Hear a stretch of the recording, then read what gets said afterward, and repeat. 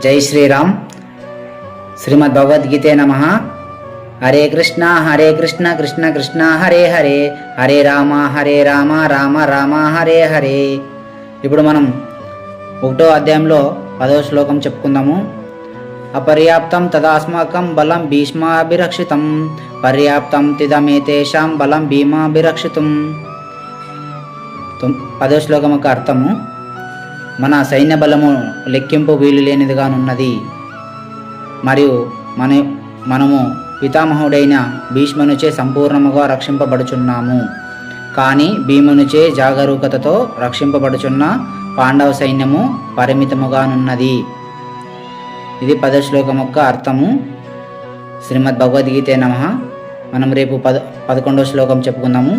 Hare Krishna Krishna Krishna Hare Hare, Hare Rama Rama Rama Hare Hare.